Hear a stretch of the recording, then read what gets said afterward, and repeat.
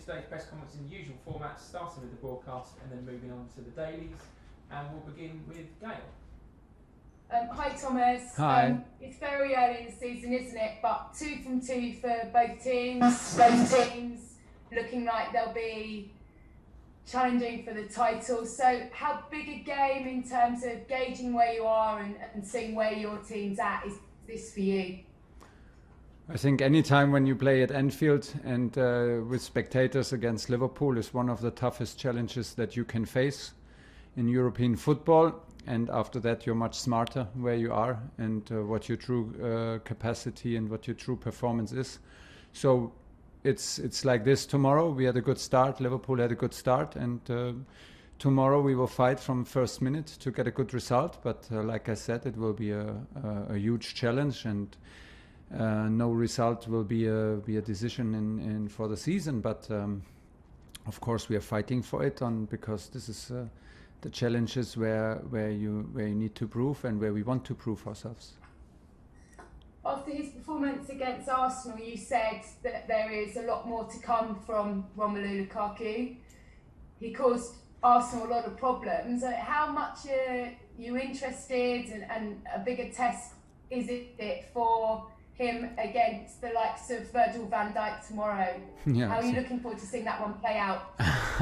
I'm looking forward to. I think many spectators and many fans of football are looking forward to that battle. But it's not only Van Dijk against Lukaku, it will be Liverpool against Chelsea. But of course also for Romelu is a big challenge and he had now one match with us, which was pretty impressive and a very good start. So from now on, we are into details, into adapting, into connecting better and better. And the stress test is on tomorrow at Anfield, and we will see. But you know, when we signed him, we knew we get a very experienced player, experience in terms of playing big matches.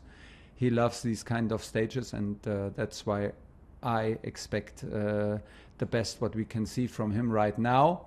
I'm not sure if he has already reached top level, maybe not, because he has only one game in his legs. So, but he will have a good match tomorrow because he loves to play in these kind of matches. He's a tough competitor and against a strong opponent, of course. Juventus have confirmed that Cristiano Ronaldo is on his way somewhere. He's set to leave. How good will it be to have a player like him in the Premier League, do you feel, even if it is maybe to one of your rivals? Well, I don't know if it's good if he plays for any of our rivals. So I could handle the loss very well when he played in Italy and does not play for us. So if he will end up in Premier League, is good for the Premier League and shows like how competitive and how difficult this league is. At the same time, it will make life harder for us. But that's what we are up to, and I hear it from you for the first time. I just come off the pitch and we prepared the sessions before. So let's wait and see. And just finally, it is of course deadline day on Tuesday. You have the main man that you wanted, but do you think, or would you hope that there might be anybody else coming in, and which particular areas are you hoping maybe just to strengthen? Well, hoping is maybe we have still some ideas and we are trying. And not all decisions are taken regarding also to our squad. So there are some negotiations going on, and we are aware of all the situations. Hoping in the meaning that we need something to make the coach happy or to be competitive, absolutely not, because I'm happy with the squad like it is, and I have a lot of confidence that we are absolutely competitive on a high level. But still all eyes are open and we are aware of all situations, and you never know in football, but in the moment we are focused on the game tomorrow, and then there are not many days left to take big decisions, so it's all good so far. Moose, talk sport. Hi Thomas, how are you? Hi, I'm fine. Good to see you. Jurgen Klopp has been saying some very nice things about you today. He said that you're an exceptional manager and coach, and you have his respect. What do you think of Jurgen? Yeah, he has my full respect. He's one of the best managers in the world, and he has proven it in every club where he worked. He has the ability to make huge footprints in any club and make huge impacts and becomes one with the club, like on a very genuine level. That was in Mainz, Dortmund, and in Liverpool the same. So unbelievable achievement, but you need to be careful when he talks too good about you. You need to be careful with Jurgen. He prepares something maybe. How excited are you going to Anfield in front of a full house, in front of 55,000? Well, very excited in general because we're super happy that the fans are back. So that means we have to cope with energy that Anfield can create, of course, which makes things for us as a away team more difficult, more challenging. Absolutely, yes. It's not the first time that I play there with spectators, so I experienced it several times, and it's fantastic. It's one of the toughest pitches in Premier League and for sure in Europe. So the challenge is on, and we're excited to be in the middle of it, and we will give our very best because we need it. Well, I have a bit of a light-hearted question for you. I've done some research. And you scare me. You scare me. When you start like this, I'm already scared. As a young boy, apparently you like ABBA. It's very good. And Simply Red. And now apparently you've moved on to sort of Jay-Z. Jurgen Klopp described his team a couple of years ago, his football as heavy metal. So is your football ABBA, Simply Red, Jay-Z, or how would you describe your football team in a musical genre? Imagine if we play like ABBA, how will we win games? How is this going to be? This cannot happen. This cannot happen. So I was very young when I listened to ABBA, and maybe I was more in love with the singer than into the music. You know, you can. It's hard to describe with which style we play, but of course we want to play a certain style, and it is a good comparison to draw to an orchestra. But it has to be possible that somebody plays also a solo on his own, and the others can adapt to it. That it's not everything planned. This is maybe the difference, because we rely also to creativity, we rely on to courage, we rely on to intelligence, to feel moments in the game where it's good to break out of the rhythm and to do something unexpected and to do something creative and brave. So, yeah, I think very hard for me now to answer in a particular style of music. John Southall, 5 Live. Hi Thomas. Hi. You won Anfield in March.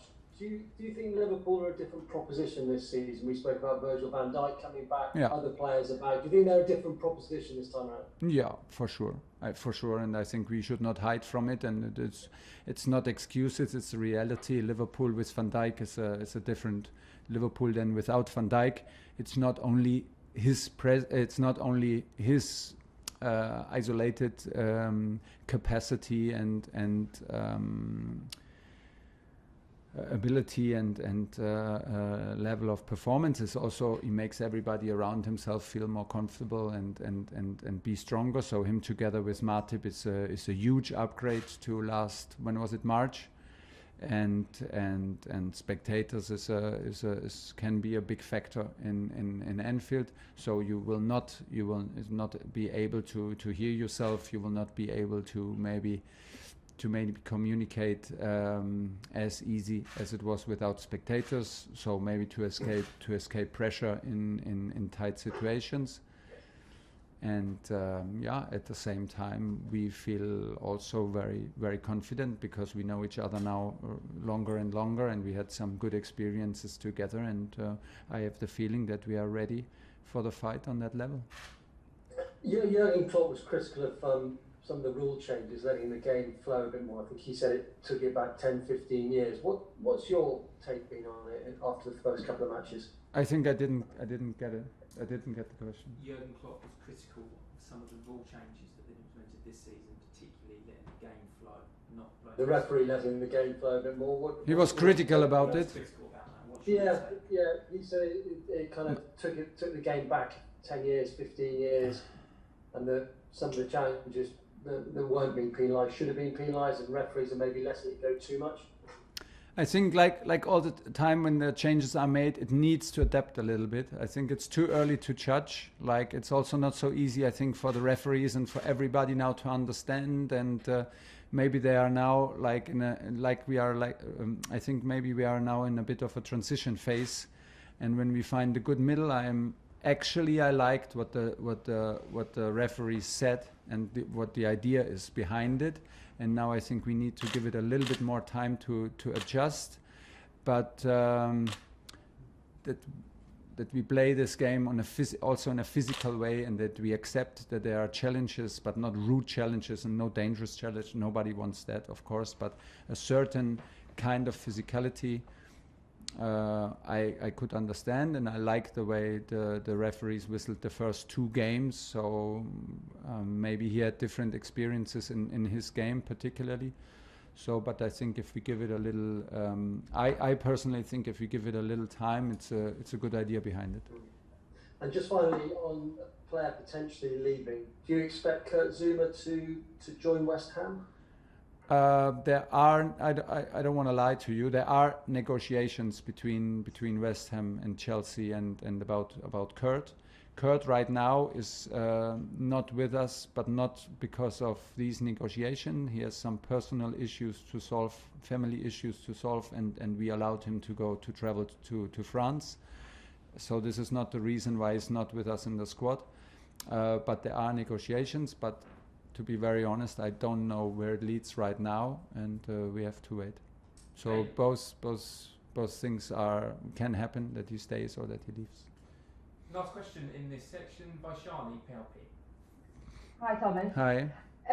Willy Caballero gave an interview recently which he praised you and your backroom staff for the way that you made every player feel a part of the squad, even if they weren't playing. How difficult is it as a coach to be able to do that, and how did you find that task at Chelsea last season?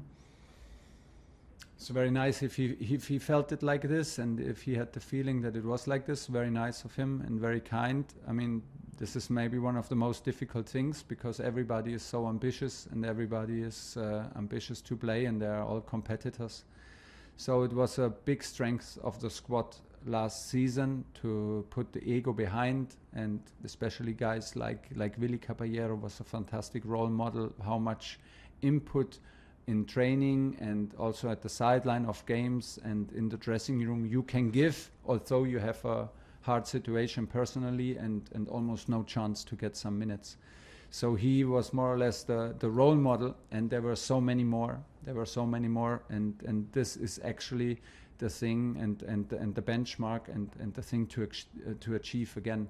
We need a certain atmosphere, a supportive atmosphere between the players. This is what I believe absolutely, to achieve special results. I don't know if it's always the coach who's responsible for that. I think you need a good group who takes care about this process also themselves. You need, of course, the coach who values that, and you need everybody around the coach. This is not a one-man show, and not for sure not from me. This is the staff around me, but all the guys who work in Cobham.